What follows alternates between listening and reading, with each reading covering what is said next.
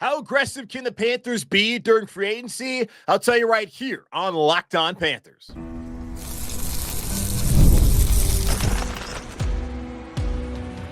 You are Locked On Panthers, your daily Carolina Panthers podcast.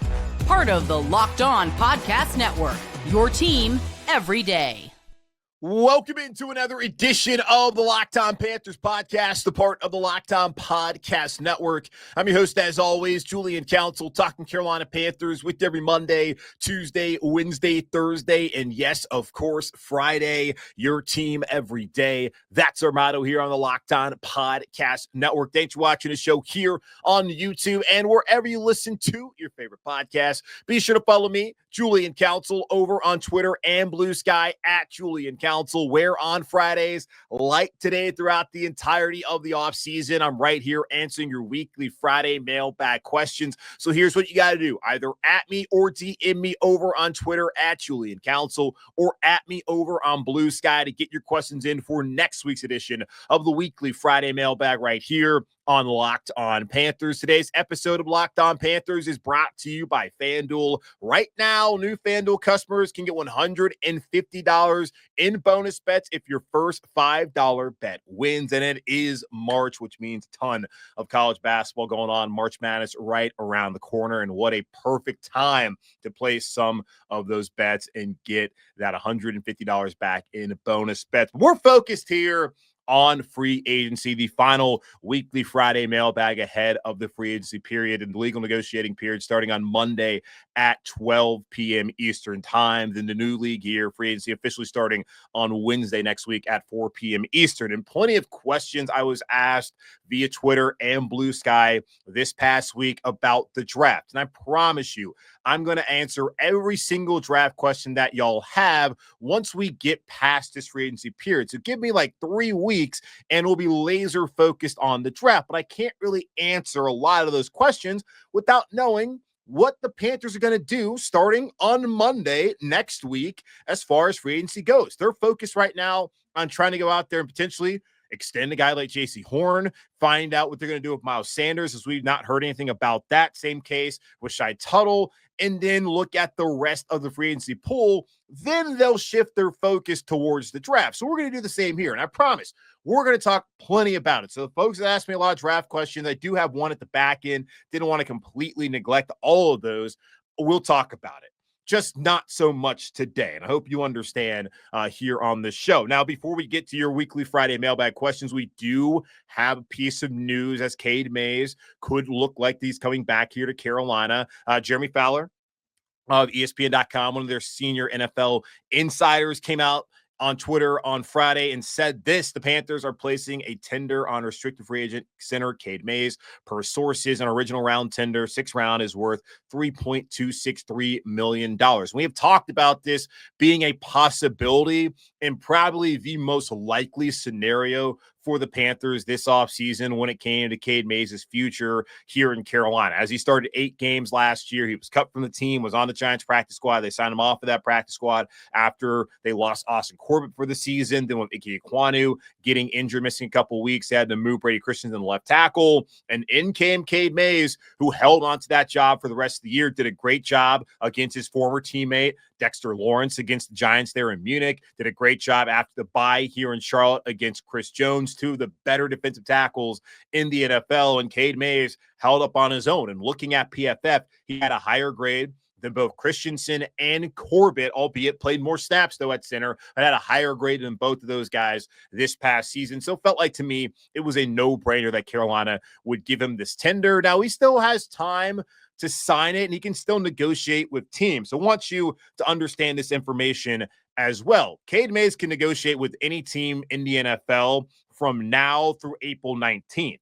If he signs an offer sheet with a new team, the Panthers can match the offer sheet and retain him because of the qualifying offer entitles them the right to first refusal on any offer sheet that Mays signs. Now, if the Panthers do not match, they may receive draft compensation depending on the amount of its qualifying offer that is given to Cade Mays. If an offer sheet is not executed at all between now and before April 18th, the Mays negotiating rights belong to the Carolina Panthers, and he's going to be a Panther again. I expect that Cade Mays will be a Panther unless some team comes out of the nowhere and gives him some crazy offer that Carolina does not want to match, he'll be a Panther, and I'm expecting that he will be the starting center here in 2025. Now, this does not preclude the Panthers from still re-signing Austin Corbett, who's coming off of 2 injury-plagued seasons. He tore his ACL at the end of the 2022 season, cost him the first 6 games of 2023, only played 4 games before tearing his meniscus in the same knee where he tore his ACL.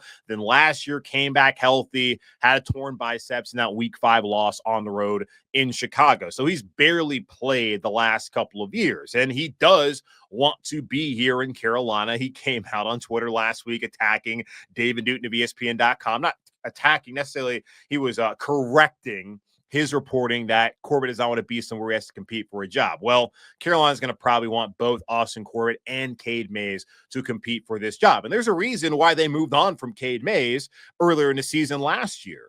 And there's a reason why they brought him back and why they want to bring him back again. So cannot forget that they had moved on from Cade, then they had to bring him back. So I don't know how necessarily confident they are in his ability to be the full-time starter, but they're going to at least give him a chance, which makes a lot of sense. He has a great relationship with Bryce. Austin Corbett has a great relationship also in his locker room and leadership, wants to stay here. So I would expect that he will sign a team-friendly deal, and those two guys will come back, duke it out for that spot, and the offensive line will be figured out. Got to figure out as far as Taylor Moton, is that cap hit going to be what it's going to be? Dan Morgan said last week that they can sit on it and be totally fine, but he's still leaving every option open. Ike Ekwonu, only question there is, do you extend it now, or is it the 5th-year option? Looking like they're going to have everybody back from last year that played significant snaps, except for Brady Christensen, who set the free agency as an unrestricted free agent. So there is a quick update on all of that. But I want to get to one question here before hitting a quick pause here on the show. Andrew asking, do the Panthers have enough cap space in 2025 to make big splashes in free agency, referring to DK Metcalf, which we talked about at length yesterday on the show. We're looking at Joey Bosa. Nick's still a San Francisco 49er, but Joey Bosa, which we talked about a couple weeks ago on the mailbag. If he became available, he has become available. Or even Trey Hendrickson, who the Bengals told on Thursday he's allowed to seek a trade. Going to talk more about Trey Hendrickson here in a moment. But looking at over the cap right now, the Panthers have a projected $29.86 million in cap space.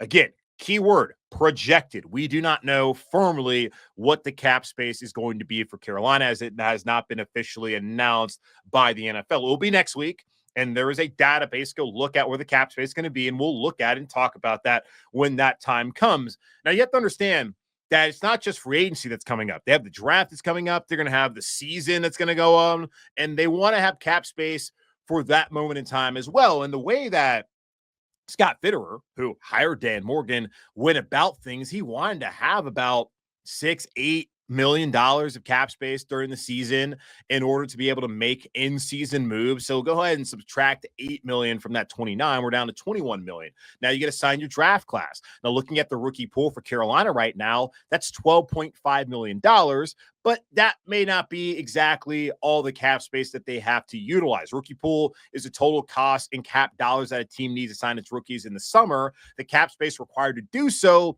is less than the rookie pool. This is because every draft pick signed will replace a player already counting against salary cap. So the cap space that they'll have to use will be 4.9 that they have to be required to use. So we're looking at that.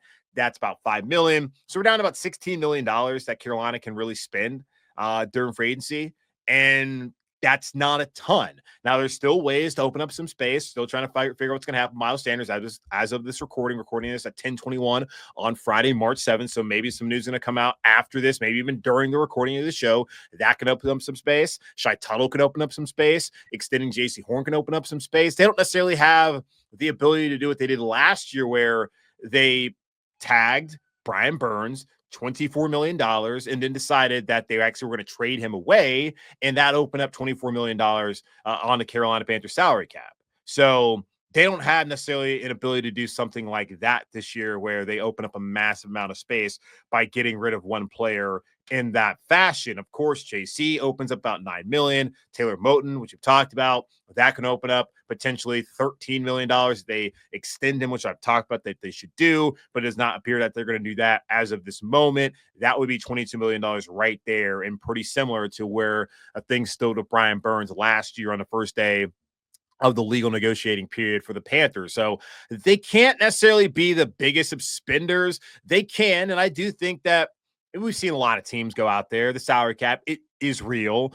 You look at teams every year like the Saints who are always in cap hell. Yes, they're able to add players, but eventually, and I think that's happened recently, it catches up to you, and you can only be so competitive. Like they're in that situation again this offseason. Eventually, you don't want to keep kicking it down the road. But I do think that if they're going to sign guys like I would think they would want to get a starting safety, certainly, and probably go out and get a defensive tackle, they're going to have to kick a lot of that money down the road. And we're seeing that where this year they signed Robert Hunt a year ago. Let me pull it up here. They signed Robert Hunt a year ago to, of course, that $100 million contract. His cap number last year was $6.4 million. This year, it's 21.6. Next year, 24. The year after that, 24. The other year after that, 24. So they can do the same thing they did with Robert Hunt, sign him to a big deal and have a lower cap hit the big end that year. But eventually, down the road, you're going to have some issues. So if they want to sign two big-time players, so big contracts and have to deal with cap number like that, then, that's fine. They can fit it in. It's just something where you come to 2026 and 2027 where Carolina's going to be in a situation where do they restructure deals? Are they going to have to cut guys because of the cap situation? That's just something to understand down the road that eventually the rent's going to come due and you don't want to be in a bad cap situation. Well, Brant Tillis over here now is the executive vice president of football operations, handling the salary cap and contracts. I'm not too concerned about Carolina being one of those teams moving forward, especially since they have not had to pay Bryce Young yet. But once they pay Bryce Young, if that's what happens, then that will become even more of a potential issue for the Panthers down the road. We'll take a quick pause, come back and talk more about free agency as I answer your weekly Friday mailbag questions right here on the Locked On Panthers. When the game tips off, the NBA action is just getting started, and there's no better place to get in on it than FanDuel, America's #1 sportsbook. With FanDuel, you can place live bets throughout the game, so even if you missed the opening tip-off or want to bet on a fourth-quarter comeback, you can stay in the action. And if you're looking for a bigger payout, you can even combine your live bets into a same-game parlay. Right now, new FanDuel customers, and that can be you, can get $150 in bonus bets if your first $5 bet wins. Just visit FanDuel.com to join today. That's FanDuel.com for your shot at $150 in bonus bets. Make every moment more. FanDuel, the official sports betting partner of the NBA.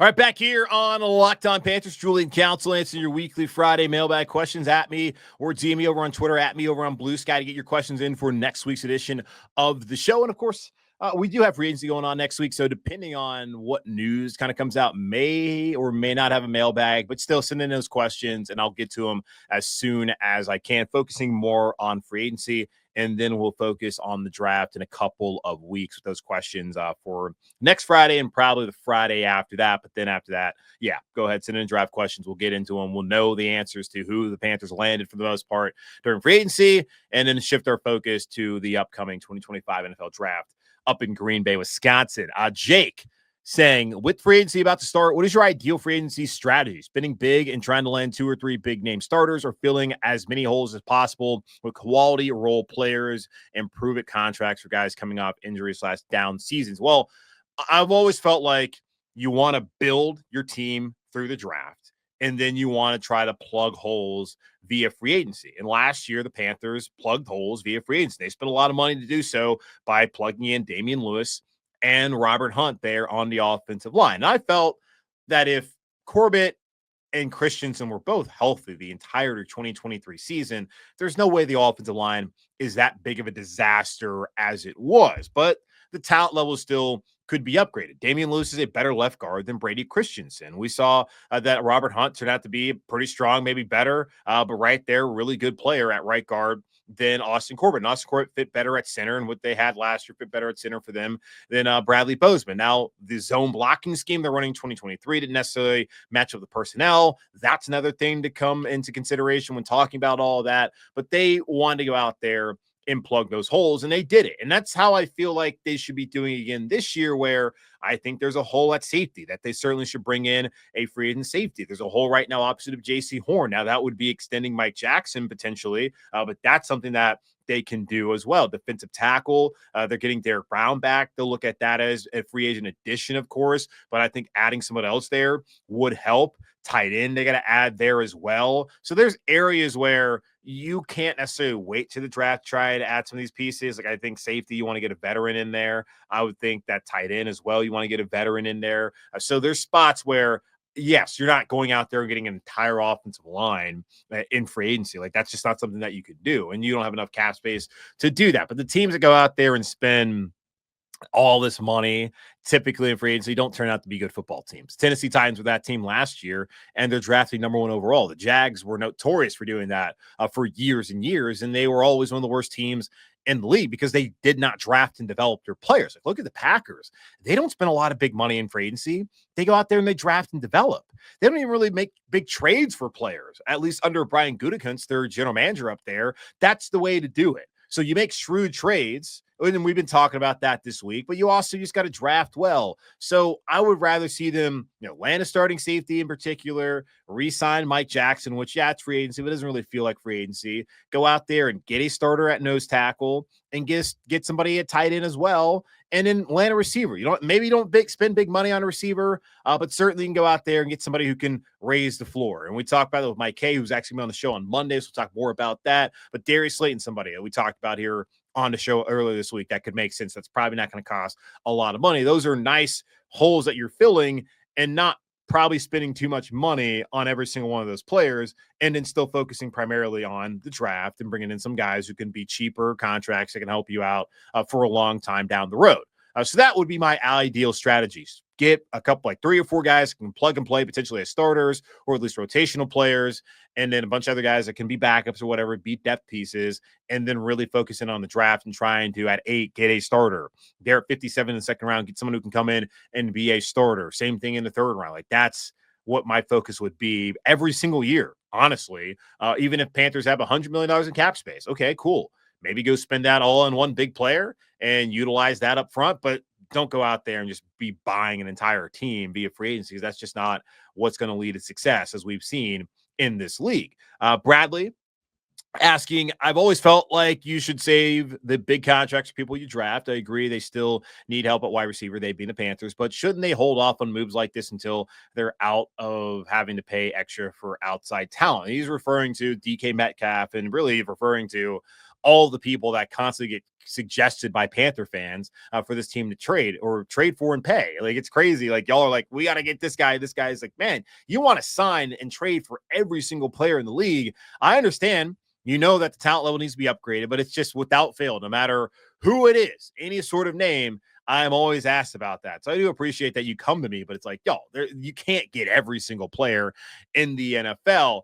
And I told Bradley via DMs, like, okay, well, this is where I was last year. I felt like they should re-sign Brian Burns. I understand that he was coming off of only an 8-sack season after going to back-to-back Pro Bowls, and that $30 million, which he got from the Giants, was a lot, and I didn't necessarily believe that made a ton of sense. But I looked at the market and what other guys who had similar stats were getting paid, and it made sense that he would be getting close to that $30 million range, and that he was asking for that. And the Panthers had also shown him what his value was to them, as they declined reportedly 2 first-round picks and a day 2 pick from the Rams for Brian Burns. So they already showed him that they felt like he was important. They had given him the 5th-year option and all of that.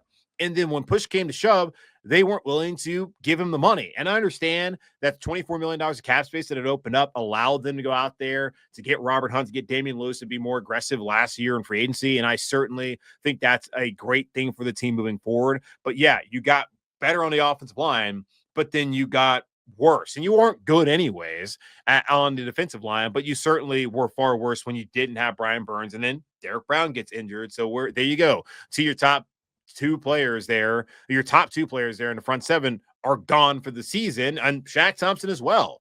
So I felt like they should have done that last year, sign your homegrown talent, but a lot of people didn't want to see that. They did sign Derek Brown, which is nice. They have not extended J.C. Horn just yet. I think that will happen. Yeah, that would make the most sense, but plenty of people didn't want to see Brian Burns get paid, and I think they're still fine with that now. Some of the things that have come out of it, and we've talked about this on the show, have worked out to the Panthers' benefit, but it's still kind of wild to me that a guy in his prime who was a two-time Pro Bowler, who was a captain, who did everything right, homegrown player, couldn't get the money. And then if Carolina turns around and then trades for DK Metcalf and gives him $30 million per year, I mean, what kind of message that send to any of the guys here who are here? I guess Derek Brown got paid, so that's great, but it's just kind of wild that you would give up compensation and then pay that guy when all you had to do last year was give up no compensation you actually refused multiple times, and then you sign him, but they didn't want to do it. So that's just kind of wild to me. All right, let's take a quick pause, come back, and I'll answer the rest of your weekly Friday mailbag questions right here on Locked On Panthers.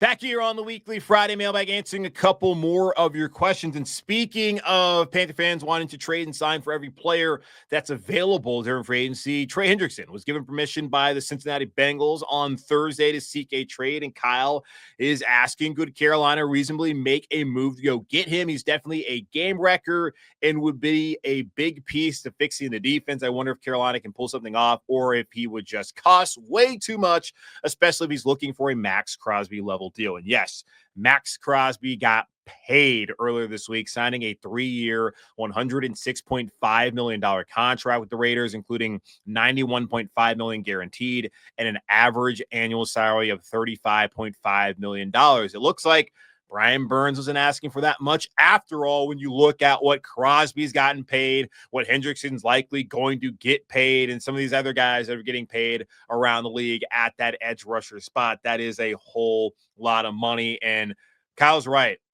Trey Hendrickson has been a game wrecker, especially the last 2 seasons in Cincinnati, where he has 35 sacks. Yeah, you heard that right. 35 sacks the past 2 seasons, 17.5 last year, 17.5 the year prior. Just ridiculous consistency. And honestly, since he's left New Orleans, where he was just a rotational guy and signed in Cincinnati, he has been outstanding. Been one of the best edge rushers in the NFL. And when looking at that Bengals defense last year, which was atrocious, he was the only player you could look at and say, man, that dude is a problem, and he tried to carry him and could not do it even at a game-wrecking premium position that edge rusher is. But Cincinnati right now is not ready to give him what he is asking for. And look at the state of things. They just signed Joe Burrow not that long ago to that massive deal. Now, Joe made the deal to where they could go out there and keep guys like Jamar Chase, who Duke Tobin, the general manager up there in Cincinnati, said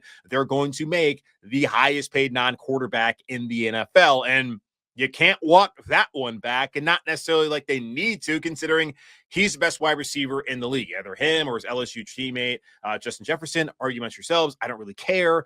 Either way, he's going to get paid a ton of money. T. Higgins, they slapped the franchise tag on him for the 2nd year in a row, and they're still working on a new long-term deal. They have until July to get that done, but that's another guy that they're trying to pay. And then the other one that they wanted to keep around as well is Trey Hendrickson, who right now is not getting the money that he wants, which brings me to a tweet that was put out there by former Cincinnati Bengal Andrew Whitworth over on Twitter, who I think now does stuff on Amazon Prime, maybe even NFL Network. Either way, good perspective from Andrew in this tweet saying, why is everyone so dramatic?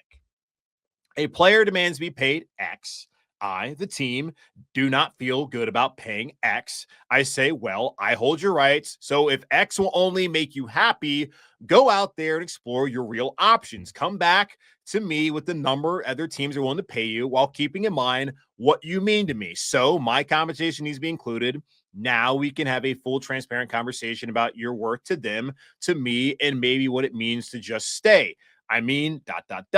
Seems transparent and logical answer to me. And that's what he's going out here and saying is, okay, when you see guys like, I mean, DK Metcalf requested a trade, so it's different. But when you see teams allowing someone like Trey Hendrickson to go seek a trade what they're doing is telling these guys that either they don't want him anymore or that they're not willing to match what they're asking for demands-wise with salary. And that go ahead, if you think that you're worth that much money, we'll let other teams talk to you. And if it's not as much as you thought you're worth, then maybe it makes way more sense for you to stay here, and maybe we can match that. But right now, we're not going to sit here and negotiate against ourselves. Go out to the market, let everybody come up with the money themselves, and let us know what we're up against, and then we can have a full, transparent conversation. That's exactly what he's saying, and what is the best way to look at all of this. And right now, Cincinnati is not willing to give Trey Hendrickson that kind of money. So Carolina would have to give up. I don't know how much it's going to cost to get him. There's already been talk that Myles Garrett, if he's available in Cleveland, the owner up there won't even speak to him at this point in time, and they just are not willing to trade him. But there's been talk that it's not going to be a multiple first. It's not, maybe not even be a first at all. And then when you look at what Deebo Samuel, he's not getting paid a ton of money, but that was a 5th rounder. DK Metcalf, sure. The Seahawks are asking for a first and a third. They're not going to get a first and a third. So the compensation to trade for a guy is not nearly going to be as much as it sounds like, especially for a 30-year-old player who you're going to have to pay 35 mil per season, 36 mil per season at this point in time.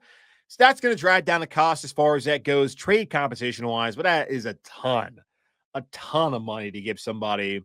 And quite honestly, for me, I am just way more focused when it comes to edge rusher, to them going out there and getting somebody for a more reasonable deal in free agency and drafting a long-term option. Clowney's not a long-term option. Wonnum, we'll see, could be. Go get someone around Wonnum's age. Go get somebody on their second contract and pay them a reasonable salary, and then go get somebody at 8. Like, that's how I feel about it right now when looking at this. So, yeah, it'd be great to have Trey Hendrickson. I think it's crazy. I mean, Cincinnati doesn't want to get rid of him. They want to just figure out what his market truly is instead of giving into demands. But man, no, I like him. Think it's a good player. That's just a lot. All right, Alec. This is different. Like, DK's 27, and receiver, yes, they already have guys in the receiver. I understand that, but there's the connections to Seattle, the connections to him, younger player, position of need. That's the thing. He's young. If like Hendrickson was 27, then hell yeah. But he's 30. Give me 31 at the end of the next season. That's where I kind of draw the line. And I just want to get younger there. Alec, the only and these are two guys who are asking about Tyler Warren. Getting to more of the draft questions here. Alec, the only offensive piece that makes sense at 8 is Tyler Warren, not Tetero McMillan. In a world where edge is sufficiently addressed in free agency, which I doubt, and I'm saying that, and we'd take the tight end at 8. Do you have any faith in Canales that he could properly utilize tight end weapon like Warren? And then Brody asking, you made a comment about the Panthers tight end room in today's episode, mentioning that it was the worst tight end room in the NFL the last 5 seasons. How surprised would you be if they took Tyler Warren at number 8? I suppose I can't be surprised, not knowing what's going to be out there on the board for them and what they're going to do next week in free agency. So I can't really say how surprised I'd be. He is a premium talent, and somebody's probably going to take him in the top 10, like Brock Bowers taking the top 10 last year. Looks like Tyler Warren's going to be taken in the top 10 this year. And I was asked last year if the Panthers should trade up into the top 10 to get Brock Bowers. Sounds like they probably should have, because he was outstanding this past season. But as far as like, can Canales utilize him? I think so. I don't think Dave Canales has shown you that he can't utilize somebody. I did find it kind of odd in the final 5 weeks of the season, post coming off that neck injury, that JT Sanders was like not really involved in the offensive game plan as far as the pass game goes when he was becoming an emerging target for them prior to the injury, especially in that game against Kansas City in the first half. I found that to be interesting, but that's just kind of how things played out. Everybody else, like Ian Thomas, didn't provide anything. Tommy Tremble is not that kind of player. So did he really have the weaponry to do that at the tight end position last year? Like, he had a rookie who was promising. Totally understand that. But you have a rookie tight end who's got to get better in run blocking. You have 2 veterans who aren't useful at all in the pass game. We haven't seen enough to know whether he can utilize. We saw when he had Cade Otton in Tampa that he utilized a guy who's capable. You have to have guys who are capable, and Tyler Warren would be capable. And I think that Dave Canales then would be capable of utilizing him properly as a tight end weapon. Final question. Coming over from Brandon, who says, why are the Panthers even entertaining selecting guys in the top 10 at edge that did not produce in college, as if that is going to change against better offensive linemen?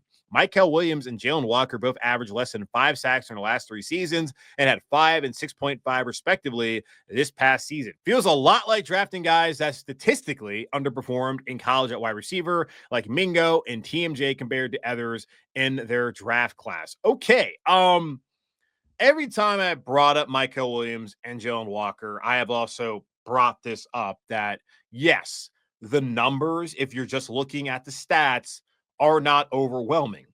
But you have to kind of ignore those numbers and actually watch the games. And I'm not saying that Brandon didn't watch the games, but this reads a lot like someone just looking at the stats who did not watch the games. Jalon Walker was the Butkus Award winner. And Brandon has an NC State logo on Twitter. So I think he knows what the Butkus is because his guy, Peyton Wilson, won it the year prior. The Butkus Award winner goes to the best linebacker in college football. So everybody in college football, all the voters, felt like that Jalon Walker was the best linebacker and one of the best defensive players in college last year. He led Georgia with 10.5 tackles for loss and had 6.5 sacks. Okay, so the 6.5 sacks, not a ton. 10.5 tackles for loss, maybe not a ton either in your eyes. But Georgia's got a lot of guys. They can rotate dudes. He's not the only playmaker on this defense. Now, 3 of those 6.5 sacks came against Texas in that first game in Austin. And I brought that game up. I brought the SEC title game up every single time I've talked about these guys. Because when NFL teams turn on the tape, they're going to want to see what you did against other top talent. And who is another top talent who's going to likely go in the top 10? Kelvin Banks, the left tackle from Texas, and Cam Williams, the right tackle, also going to be drafted in April here in the 2025 NFL draft. And Mykell Williams and Jalon Walker wreaked havoc on those guys, not once, but twice. Now, Banks didn't play an SEC title game. He was injured. Gooseby came in, another guy who will be on probably draft boards next year to look at, probably likely starting left tackle Texas this upcoming fall, and they wreaked havoc again. And it's not just about getting sacks. I've always said pressure greater than sacks. Are you getting pressure? Are you forcing turnovers? Because that's what happened in that game. They forced mistakes. They forced Quinn Ewers to not feel like he could get things done. When they put Arch in there, he had nothing to do for them either. So you look at a game like against Kentucky, he had 10 pressures in that game against Kentucky. So it's not always about sacks. Those are nice numbers. They're important. You get paid off of those. You get put in the Hall of Fame, Pro Bowls, and all that for those. But are you getting pressure?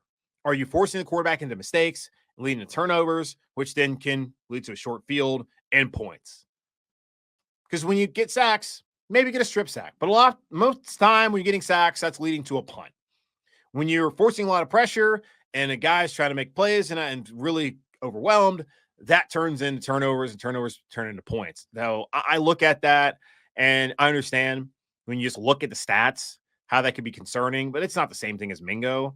You watch the games, Mingo wasn't outstanding at Ole Miss. There was nothing about him that really was that impressive.